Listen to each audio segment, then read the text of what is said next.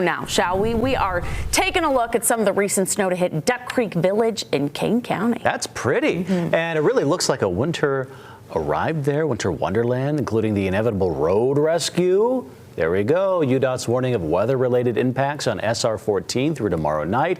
It's the artery through Duck Creek. Okay, so let's bring in Chief Meteorologist Alana Brophy while we're talking snow. Yeah. We see you're up in the truck. You know, we would expect nothing else from our Chief Meteorologist as we are waiting for our first big winter storm this year, Alana.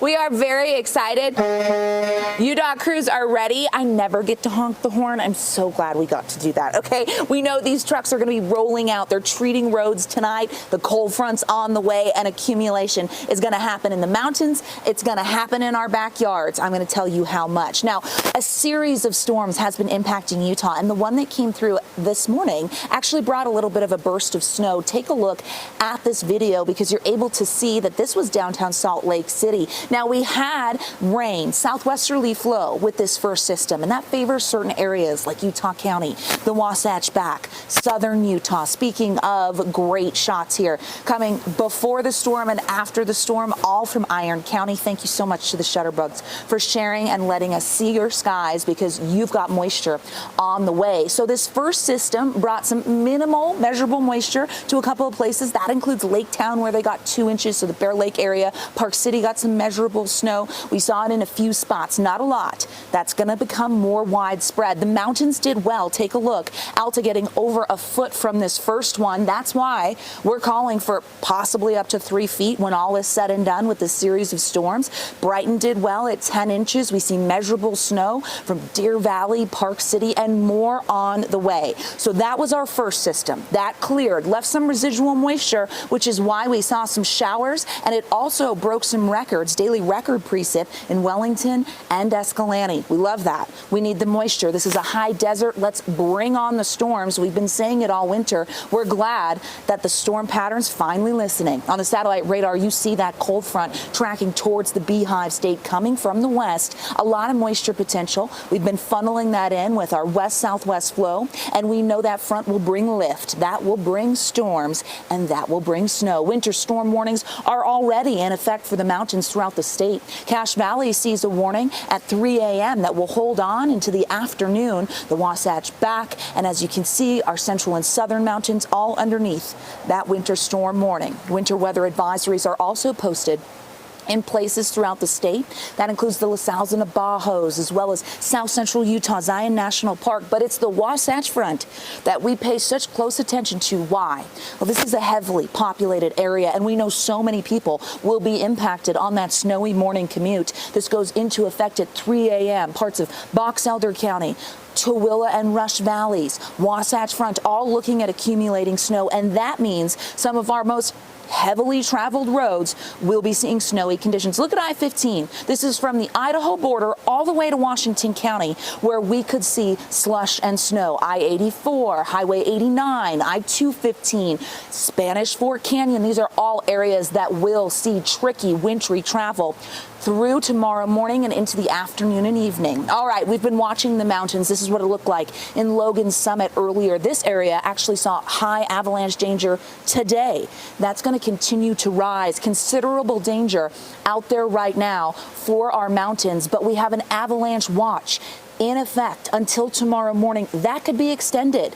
The Utah Avalanche Center saying they're going to reassess, and we could watch that become extended or evolve into a warning. The backcountry will not be safe for this wintry Wednesday ahead of us. You've been forewarned. As you look at that time-lapse video, you see our cloud cover in southern Utah. Wet weather will hit there first. This surge of moisture from a decaying atmospheric river will move into southern Utah. Temperatures today were in the upper 40s, slightly above average, but colder air will move in behind the cold front. We saw 50s in the south. Over the next several hours, some showers are going to linger, but you're going to watch into the early morning hours as that cold front moves into northern Utah and scoots across the Wasatch Front. Look at that camera, our Colonial Flag Tower camera with gusty southerly winds. You know that wind advisory just went into effect at the top of the hour.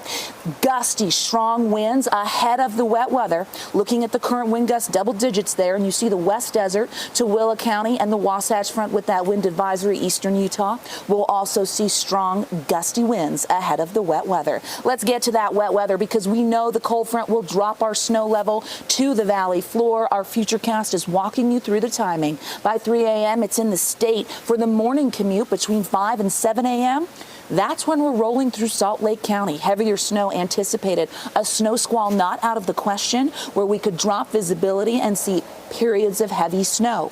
We are looking at accumulation holding on. We become showery into the afternoon, but snow holds on into the evening. For the mountains, we could go up to 3 feet in the Cottonwoods and near Bryan Head, 1 to 2 feet for the northern mountains and other high country throughout the state. Let's look at the valleys. This is what you want to know.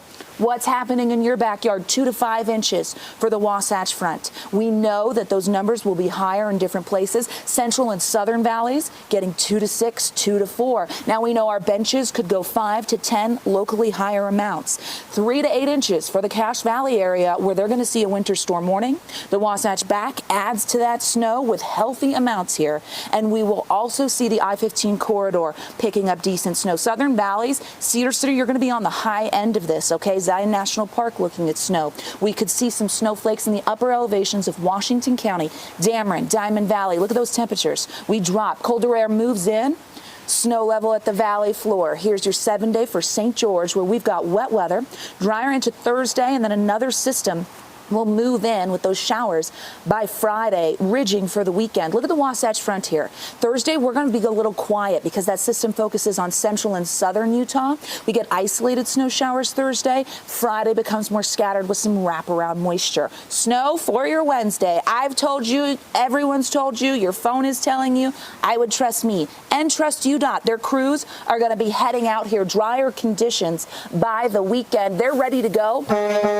They're going to be treating the roads and ready for action, and we all are, as this first widespread valley snow accumulating storm hits the Beehive State and the Wasatch Front. I would go with them, guys. Brian, Sarah, if they let me, I'd go with them. You know that. But